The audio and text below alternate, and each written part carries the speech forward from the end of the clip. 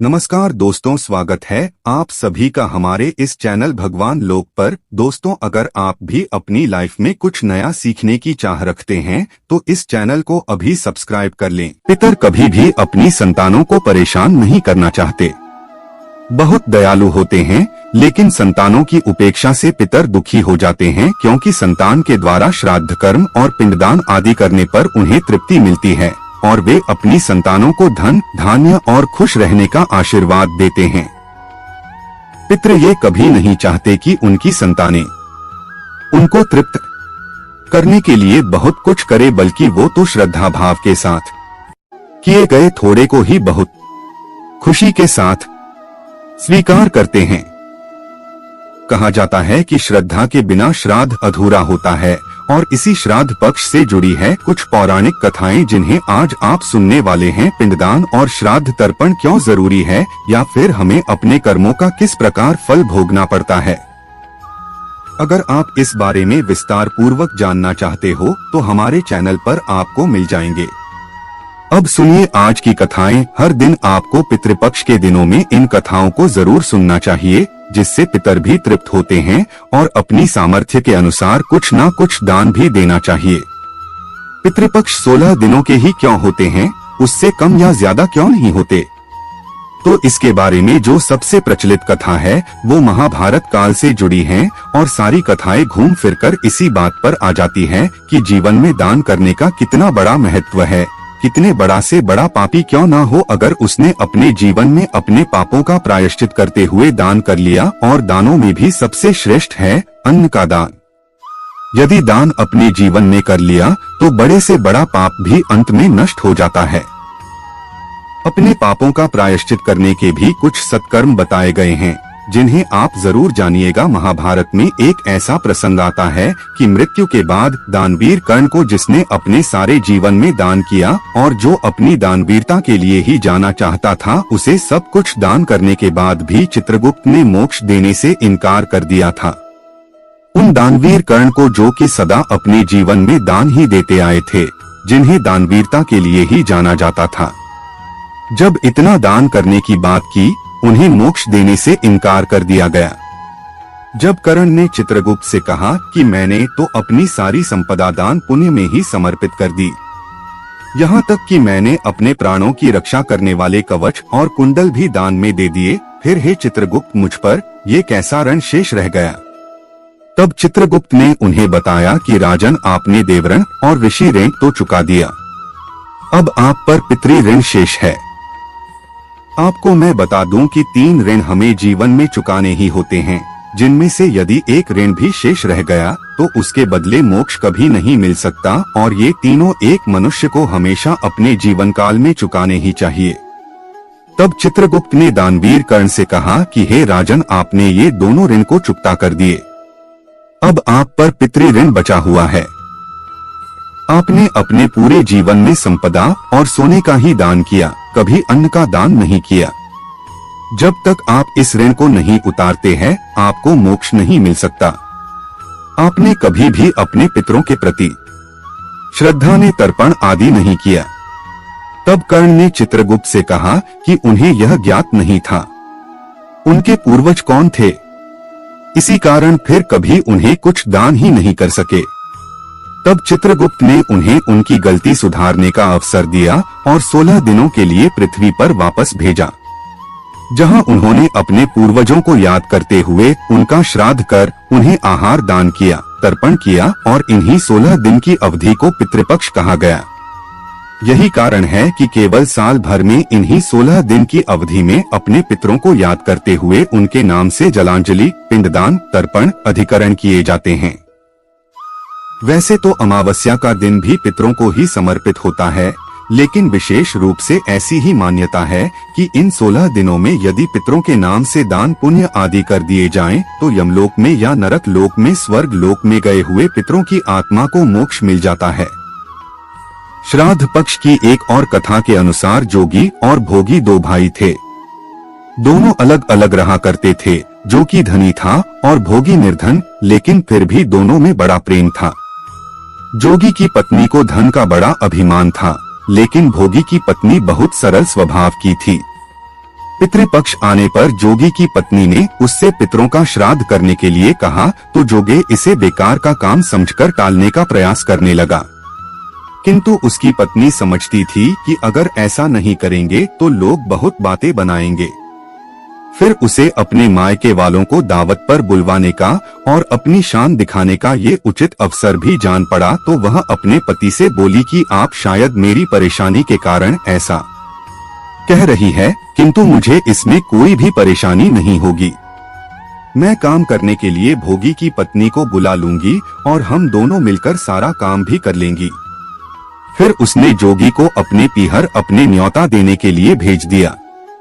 दूसरे दिन उसके बुलवाने पर भोगी की पत्नी सुबह सवेरे आकर काम में जुट गई। उसने रसोई तैयार की, तरह तरह के पकवान बनाई, फिर सभी काम निपटाकर अपने घर आ गई। आखिरकार उसे भी तो अपने पितरों का श्राद्ध व तर्पण करना था। इस अवसर पर ना जोगी की पत्नी ने उसे रोका और ना वह रुकी। जल्दी ही दोपहर हो गई। पितर भूमि पर उतरी। जोगी भोगी के पितर पहले जोगी के यहाँ गई तो क्या देखते हैं कि उसके ससुराल वाले वहाँ पर पहले से ही भोजन करने में जुटे हुए हैं। निराश होकर वे भोगी के यहाँ गए। वहाँ जाकर देखा तो वहाँ क्या था, मात्र पितरों के नाम पर दी गई थी।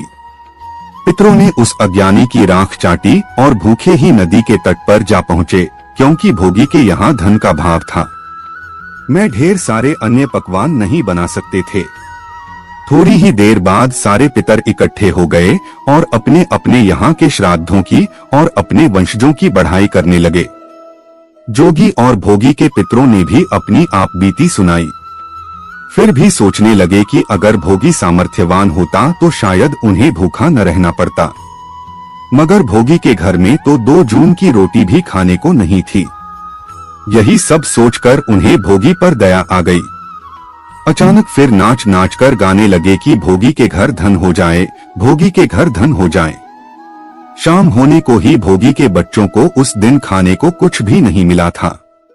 उन्होंने माँ से कहा कि माँ भूख लगी है। तब उन्हें टालने की गरज से भोगी की पत्नी कहने लगी, जाओ बच्चों, आंगन में हौदी औंधी रखी हुई है, उसे जाकर खोल लो, पर जो कुछ मिले मिलजुल कर बांट कर खा लेना। बच्चे वहां पहुंचे तो क्या देखते हैं कि हौदी तो मोहरों से भरी पड़ी हैं। वे दौड़े दौड़े माँ के पास पहुंचे और सारी बात बताई। आंगन में आकर भोगी की पत्नी ने ये सब देखा तो वो भी हैरान रह गई। इस प्रकार पितरों की कृपा से भोगी भी धनी हो गया, मगर धन पाकर भी वह घमंडी नहीं हुआ।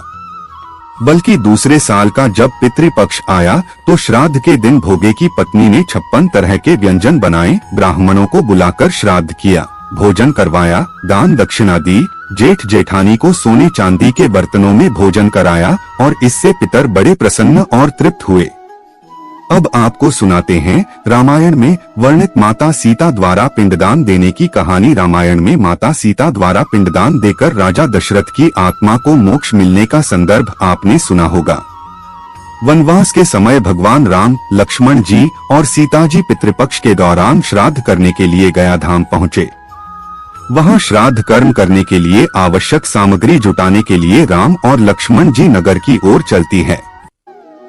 उधर दोपहर हो गई, पिंडदान का मुहूर्त निकला जा रहा था और सीता जी की व्याकुलता बढ़ती जा रही थी। तभी दशरथ जी की आत्मा ने आकर सीता जी से पिंडदान की मांग कर दी। गया जी के आगे फल्गु नदी पर अकेली सीता जी बढ़िया सामंजस्य में पड़ गई।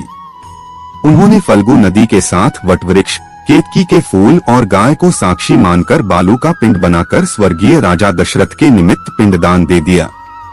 थोड़ी ही देर बाद भगवान श्री राम और लक्ष्मण जी लौटे तो उन्होंने कहा कि समय निकल जाने के कारण मैंने स्वयं ही पिताजी का पिंडदान कर दिया है। बिना सामग्री के पिंडदान कैसे हो सकता है? यह सोचकर भगवान श्री राम ने सीता जी से इस बात का प्रमाण मांगा। तब सीता जी कहने लगी कि स्वामी, मैं बिल्कुल सत्य कह रही हूँ कि मैंने पिंडदान कर दिया है। अगर आपको विश्वास ना हो तो आप फल्गु नदी के रेत, केतकी के फूल, गाय और वटवृक्ष से पूछ सकते हैं। इन्हीं के सामने मैंने श्राद्ध कर्म की गवाही इनसे दिलवाई थी, लेकिन फल्गु नदी, गाय और केतकी के फूल तीनों ही इस बात से मुकर गए। सिर्फ वटवृक्ष ने ही सही बात की। तब सीता जी ने राजा दशरथ का ध्यान करके उनसे ही गवाही देने की प्रार्थना की। दशरथ जी ने सीता जी की प्रार्थना स्वीकार की और घोषणा की कि इन समय पर सीता ने ही मुझे पिंडदान किया है। तब कहीं जाकर श्री राम आश्वस्त हुए, लेकिन तीनों गवाहों द्वारा झूठ बोलने पर सीता जी ने क्रोधित होकर उन्हें श्राप दे डाला कि फल्गु नदी जा तो सिर्फ नाम की नदी रहेंगी, तुझ में पानी नहीं रहेगा। इस कारण कहा जाता है कि आज भी गया जी में फल्गु नदी सूखी ही रहती है। और गाय को श्राप दिया कि तू पूजनीय होकर भी लोगों का झूठा खाएगी, और केतकी के फूल को श्राप दिया कि झूठी गवाही देने के कारण तुझे पूजा में कभी नहीं चढ़ाया जाएगा। बट वृक्ष को सीता जी का आशीर्वाद मिला, क्यों से लंबी आयु प्राप्त होगी और वह दूसरों को छाया प्रदान करेगा तथा पतिव्रता स्त्री तेरा ध्यान करके अपने पति की दीर्घायु की कामना करेगी। यही कारण है कि गौमाता को आज भी जूठा खाना पड़ता है। केतकी के फूल को पूजा पाठ में वर्जित रखा गया है और फल्गु नदी के तट पर सीता कुंड में पानी के अभाव में आज भी सिर्फ बालू या रेत से पिंडदान दिया जाता है। एक और कथा के अनुसार एक समय की बात है, दो भाई बहन थे। दोनों का विवाह हो चुका था और दोनों के दो दो बेटे थे।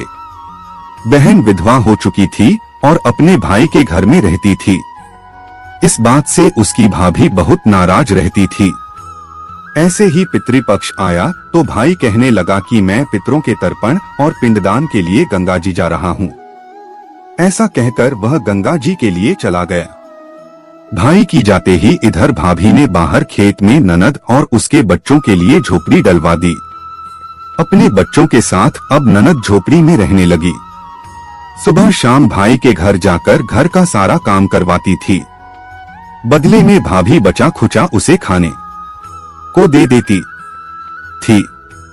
जब भी वह भाभी के घर से आती तो आटा छानने वाला कपड़ा अपने साथ ले आती थी। घर आकर उस आटे में सने कपड़े को पानी में घोलकर चूल्हे पर चढ़ाकर पकाकर बच्चों को दे देती और कहती खीर है खा लो। ऐसे ही समय बीतने लगा। एक बार भाभी ने उसे एक कपड़ा ले जाते देख लिया तो बोली, बाई जी आटा छानने का कपड़ा कहाँ ले जा रही हो, इसे यहीं छोड़कर जाया करो। उसने वैसा ही किया। उस दिन भाभी ने उसे बचा खुचा भोजन भी नहीं दिया और बोली, कल आपकी माँ का श्राद्ध है, बिना बुलाए तो आना मत। और हाँ, आंगन में लगा ये पीपल का पेड़ अगर अपनी जगह से हिले तो आ जाना। यह सुनकर बहन बहुत दुखी हुई और रोती रोती अपनी झोपड़ी में चली गई। घर पहुंची तो बच्चे बोले, मामा भूख लगी है, कुछ खाने को। तो वह बच्चों को बोली, बेटा आज हम सबका उपवास है, इसलिए आज भूखे ही सो जाओ। अगले दिन बच्चे बोले, माँ मामी ने कहा था कि आज तो नानी का श्राद्ध है, तो चलो वहाँ चलते हैं। तो वह बोली, बेटा मामी ने कहा था कि आंगन का पीपल का पेड़ अगर अपनी जगह से हिले तो आ जाना। तुम बताओ, कभी पेड़ हिलता है, पत्ते हिलते हैं, टहनियाँ हिलती है, कभी पेड़ को हिलते देखा है। उसने बच्चों को समझाया कि बच्चों बिना बुलाए कहीं नहीं जाना चाहिए। शाम हुई तो उसके भतीजे आए और बोले, बुआ माँ ने भोजन भेजा है। उसने देखा तो भोजन के नाम पर 2 सूखी रोटियां के ऊपर थोड़े से चावल रखे थे। ये देखकर उसे बहुत क्रोध आया और अपने बच्चों से बोली, कैसे झोंपड़ी के ऊपर फेंक दो। और वह भूखे ही अपने बच्चों को लेकर सो गई। सारी रात गंगा माँ को याद करती रही और बोली, हे गंगे माँ मेरे भाई की रक्षा करना, वो हमारी रक्षा करेगा। अगले दिन भाभी आई, भोली, बाई जी कल तुम्हारे पिता का श्राद्ध है, बिना बुलाए आना मत, लेकिन आंगन का पीपल का पेड़ हिले तो आ जाना। अगले दिन भी वो भाभी के घर नहीं गई। शाम को फिर उसके भतीजे आई और 2 सूखी रोटियां चावल के साथ ले गई। उसने फिर से वह सूखी रोटियां और चावल झोंपड़ी के ऊपर फेंक दिए और भूखे ही बच्चों को लेकर सो गई। सारी रात रोती रही और माँ गंगा से प्रार्थना करती रही। इसी तरह पितृपक्ष के 16 दिन बीत गए और उसका भाई वापस आया तो उसने देखा उसके घर के आंगन में कीचड़ ही कीचड़ भरा है। वो अपनी पत्नी से पूछने लगा, ये कैसा कीचड़ है, मेरी बहन और भांजे कहाँ है? तो उसकी पत्नी बोली, श्राद्ध के पूरे 16 दिनों तक मैंने तुम्हारी बहन और भांजों के पैर कच्चे दूध से धोए हैं, इसीलिए यहाँ कीचड़ हो रही है। तुम्हारे पीछे से मैंने उनकी खूब सेवा की है, खीर पूरी खिलाई, फिर भी वो मुझसे नाराज होकर खेत में झोपड़ी डालकर रह रही है। भाई खेत पर पहुंचा तो वह देखता है कि वहां तो कोई झोपड़ी ही नहीं थी, बल्कि वहां तो एक आलीशान महल बना हुआ था जिसके आंगन में उसके भतीजे खेल रहे थे। उसने जाकर अपनी बहन से कहा, बहन ये सब क्या है? तब उसने अपने भाई को सारी बात बताई और बोली, भाई जो तेरे आंगन में कीचड़ है वो कच्चे दूध से नहीं बल्कि भाभी के व्यवहार से जो मैं दिन रात रोती थी उन आंसुओं का कीचड़ है। माता पिता के श्राद्ध पर भाभी ने कहा कि पीपल का पेड़ ही ले तो आ जाना, बिना बुलाए मत आना। पीपल का पेड़ तो हिला नहीं, इसलिए हम भी नहीं गए और शाम को उन्होंने रोज 2 रोटी और चावल भिजवा दिए, जिससे गुस्से में मैंने झोंपड़ी के ऊपर फेंक दिया। माता पिता के आशीर्वाद तेरे साथ और माँ गंगा की कृपा से ये सूखी रोटियां सोने में और चावल हीरे मोतियों में बदल गई, जिसके प्रभाव से ये सब हुआ है। भाई ने अपनी बहन से अपनी पत्नी की गलती की माफी मांगी और घर चलने को कहा। तब बहन बोली, भाई गंगा मैया ने तेरी रक्षा की और तू हमारी रक्षा करेगा, लेकिन अब हम यहीं रहेंगे। यह सुनकर भाई ने अपने माता पिता को याद किया और बोला, मेरे पितरों ने जैसे मेरी बहन और भांजों की रक्षा की, उनके दुख काटे, वैसे सबके काटना, सबकी रक्षा करना। कहानी को कहने वाले, सुनने वाले और हुंकार भरने वाले सब प्रक्रिया करना। भाद्रपद महीने की पूर्णिमा से लेकर आश्विन मास के कृष्ण पक्ष की अमावस्या तक 16 दिनों को पितृपक्ष, कनागत और श्राद्ध पक्ष के नाम से जाना जाता है। पितर का अर्थ होता है पालन या रक्षा करने वाला, और इस समय पितृ यमलोक से आकर अपने परिवार के सदस्यों के घर में वास करते हैं। 16 दिन अपना अपना भाग लेकर पितर ब्रह्मांडी ऊर्जा के साथ वापस चले जाते हैं। इस प्रकार व्यक्ति अपने पितृ ऋण से मुक्त हो जाता है। ब्रह्मांड में दक्षिण दिशा में स्थित पितृलोक में वास करने वाले पितृ श्रद्धा और भाव के भूखे होते हैं। श्राद्ध पक्ष में अगर कुछ भी पास में ना हो, कुछ भी समर्थन ना हो, तो दोपहर के समय दक्षिण दिशा की ओर मुंह करके जल का यदि दान भी दे दिया जाए तो पितर उससे ही तृप्त हो जाते हैं। श्राद्ध का अर्थ अपने देवताओं, पितरों, परिवार और वंश के प्रति श्रद्धा प्रकट करना होता है। जब परिवारजन अपने शरीर को छोड़कर चले जाते हैं तो वो चाहे किसी भी रूप में या फिर किसी भी लोक में हो, श्राद्ध पक्ष के समय अपनी तिथि पर पृथ्वी पर जरूर आते हैं। उनकी तृप्ति के लिए श्रद्धा के साथ जो शुभ संकल्प और तर्पण किया जाता है उसे हमारे पितृ सूक्ष्म रूप में आकर अवश्य ही ग्रहण करते हैं। अपनी तिथि के दिन हमारे पितर सवेरे सूर्य की किरणों पर सवार होकर आते हैं। वे अपने पुत्र, पौत्र या अपने वंशजों से अपेक्षा करते हैं कि वे उन्हें अन्न जल प्रदान करें, ब्राह्मणों को भोजन कराएं और पितृ जल देने से वे 1 वर्ष के लिए तृप्त हो जाते हैं।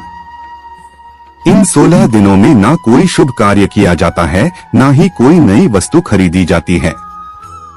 पितरों की शांति के लिए वैसे तो श्राद्ध पक्ष में पिंडदान, जल तर्पण अधिकारी किए जाते हैं, लेकिन इन 16 दिनों में नियमित रूप से भागवत कथा का रसपान करने, भगवत गीता का पाठ करने, गरुड़ पुराण की कथाएं पढ़ने और सुनने से भी पितरों की आत्मा को मोक्ष मिल जाता है।